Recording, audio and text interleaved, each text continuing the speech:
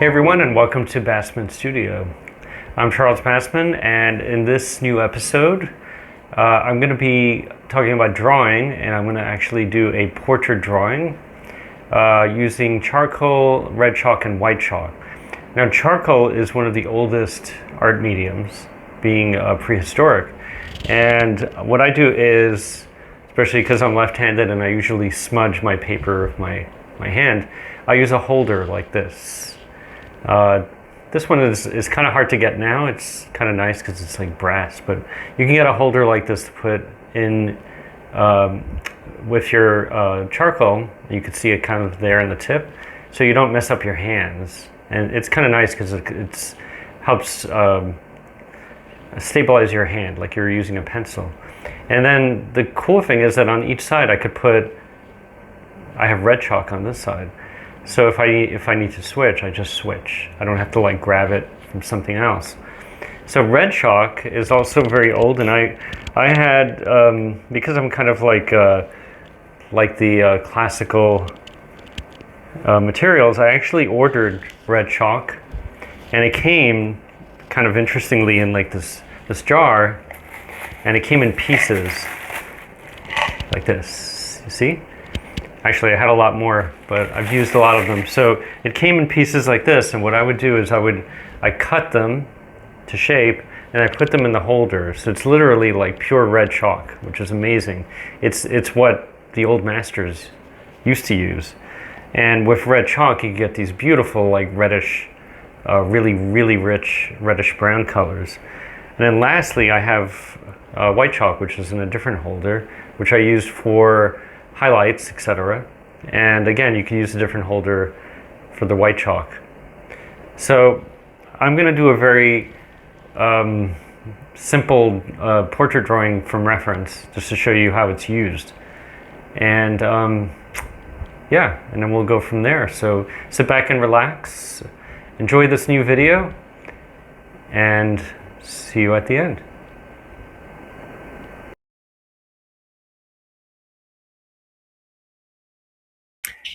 So as usual, we start with a very simple drawing. Drawing what we call the contour, which I've already done, which is the area around the figure, right? You keep it very clean and very open. No details yet, of course. And I'm just gonna mark where the eyes, nose, and mouth are, very simply. So it looks, as usual, it looks kind of cartoony in the beginning, since there's no detail. And I sharpened, as you can see, I sharpened this charcoal pretty well, so I could do these beautiful, like, soft lines. And then you could just fix certain anatomical points of the drawing at this point.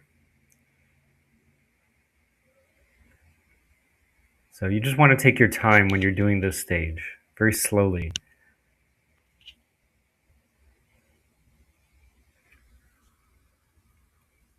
Now I could start adding the shadows and creating a light source, basically, which is going to give the figure, the head, a three-dimensional quality. And charcoal, depending on how much you press down, you could get very deep, beautiful blacks, or you could get these really subtle, like shadows, like what I'm doing right now. It could be very subtle. It does not have to be that dark. It just depends on the degree that you're pressing down and using the charcoal. It's very tricky. It takes a lot of practice to use it properly, and some artists and some people get very frustrated with charcoal because it is very messy. It's somewhat hard to control in the beginning, but with practice, you get used to it.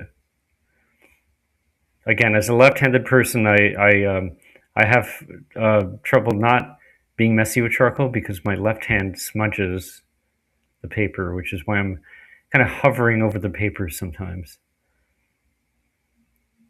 And you can see it starts to turn a little bit, but I am avoiding any detail. And believe me, I really do want to add detail because it's so beautiful to add detail with this charcoal. but I am forcing myself not to add detail at this point. You just go around. You never want to focus on one area, but you go around to every area. And wherever you see needs to be a little darker, you make it a little darker, etc. And shaping the head, also very important.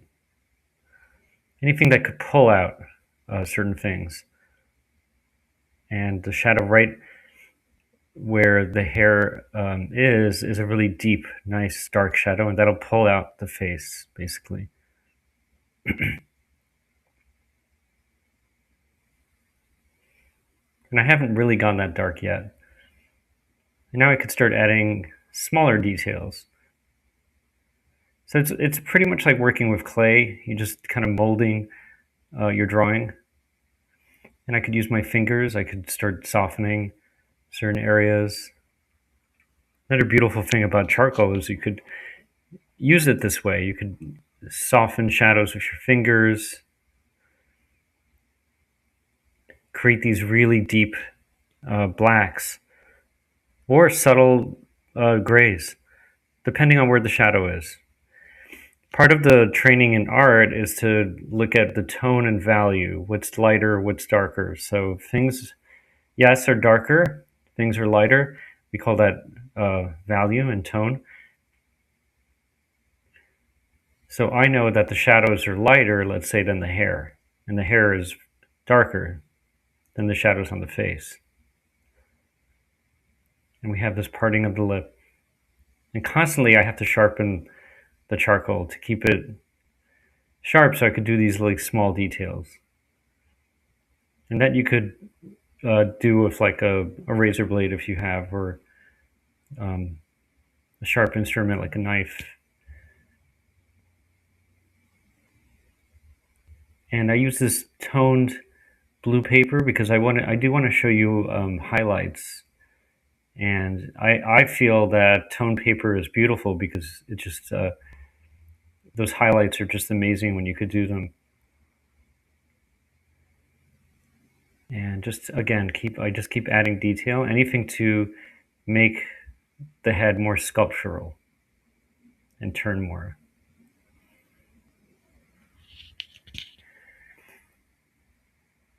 And here, just adding just a few more details. Very, very soft shadows. And even I could even use this to make the head more round. So I'm pretty much like fixing my drawing and going around my drawing and making the head turn more. And I love drawing hair. So the strands of hair could also be done almost stylistically. I could just draw them as I see them in strands of hair. To me, one of the most fun things to paint and draw is hair because it just shapes the head. It's almost like you could like let go creatively when you draw hair. As Da Vinci said, hair is like water running over a brook. I always love that comparison.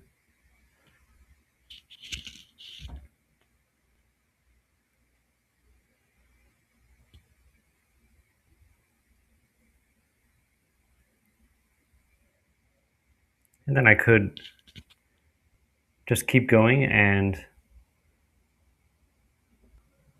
darken any area of the hair that I wish. And with practice, you know exactly where to put these strokes. It's very difficult to erase charcoal, by the way. You can. It does get very messy. So it's almost like you're relying on like your first impression. So I'm just softening some of the shadows with my finger. And I tend not to overdo this part. I soften where I believe it needs to be softened, but some people could overdo this. So you don't want to over soften, let's say, just where you think it should be. It's about control. And if I need to make something just a slight darker, I can, like adding small details. I could do that as well.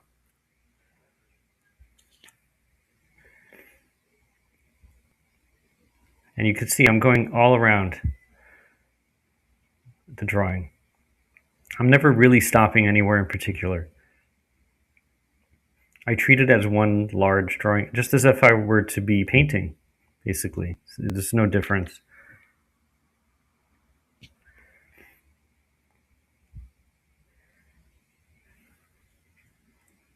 And just again, I just keep darkening until literally I fill up the entire drawing.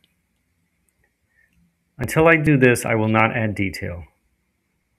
Now I could use the white chalk, and you can see there's a highlight right on the nose area. So this, because this paper is toned a blue color, the white will pop out. It's not necessary to do this, but I feel that it adds a certain quality to it, which is very beautiful. So if you want to try it, you just get toned paper, which is sold in every art store. It does not have to be blue, but I choose blue because blue is a color that pushes back. So anytime you have a warm colored drawing and you have a blue tinted paper, the drawing pops forward more. But again, you could use just tan paper as well, which is also very beautiful to use. I've even used green colored paper, which I love. Just kind of hard to find for some reason. And I could even use this white to do some reflected light on the face, if I wish. But again, I never overdo it. It's just kind of like where it needs to be, basically. And I just keep softening parts of the head. And again, going back to the charcoal, as I said, it's if you do make a mistake, yes, you can erase, but it does get a little messy if you try to make too many erasers like within your drawing with charcoal. But if you need to erase, then you need to erase. But we try to avoid that with charcoal at least.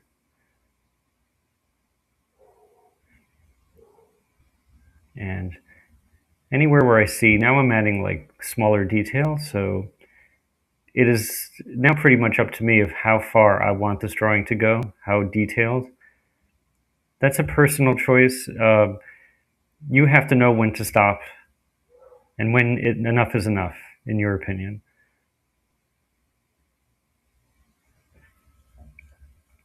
And just adding this is a very delicate part, adding just a shadow on the cheek, because I want to keep it light, but I also want to darken it because, again, faces are not symmetrical and there's always one side that's darker than the other side, no matter what.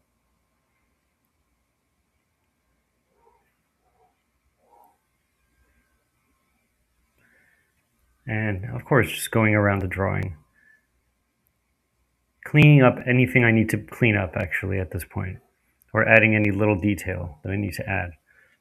Now I could use the red chalk, which I love to do. Again, it's not necessary, but I feel it adds some sort of life to a drawing. I'm not going to overdo it. I'm just going to add red where I believe red could be and should be, where it'll help the drawing. And this is, as I showed you in the intro, this is red chalk that I bought in pieces and I shaped and put in my holder. So it is pure red chalk, no additives whatsoever. So it's just a beautiful reddish color. It's kind of hard to find, but if you go to like a certain art store, I'm sure you could find it. And you can see it adds something to the drawing, like a life to it. And we want life in our art. So the more, I would say, special effects you could add in your art, then by all means, as long as it works. And just a few more details before I add the darkest dark. For that, I'm going to use a very special material, which I'll show you. Now, this is actually pastel. It's very deep, very difficult to use because it's very messy. So you have to use it. I use it kind of like in moderation, but using it for hair it's fantastic. So it's like the deepest black that you could use. And I'm not a pastel artist, but I do have this black for specifically for this purpose, to add like very very dark darks. Even if I use it softly, it will still add this like velvety black color no matter what, as you can see. And I'm using it, and it's helping actually pop out the face. And you can see how beautifully dark it is compared to charcoal, which is dark, but not as dark as the pastel, which is very interesting. So sometimes drawing, like any other medium, you could mix different mediums within your drawing, like pastel with charcoal, etc. As long as it works and it's winds up being harmonious.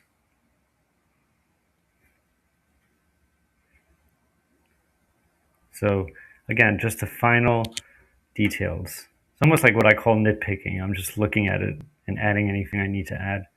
Even some white around the head, just to give it some sort of glow. So again, at this point, you could go as far as you'd want to go in your drawing.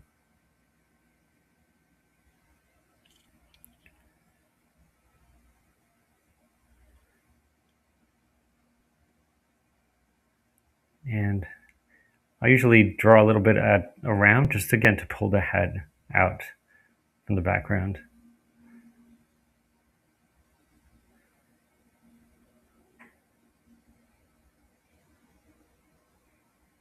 And just a few more details. You could tell I'm enjoying drawing this head, so it's hard for me to stop.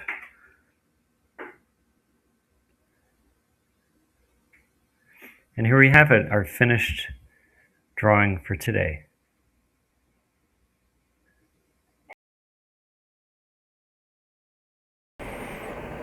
Well, I hope you enjoyed that video from Bassman Studio. Remember, any questions or comments you may have, please leave them in the comment section. I'd be glad to answer any questions you have and read your comments. If you haven't subscribed, please do so to see new videos coming soon from Bassman Studio. If you have, thank you very much for supporting this channel. New videos should be coming soon. My school year starts like in a few weeks, so I'll do my best to put videos up when I have time.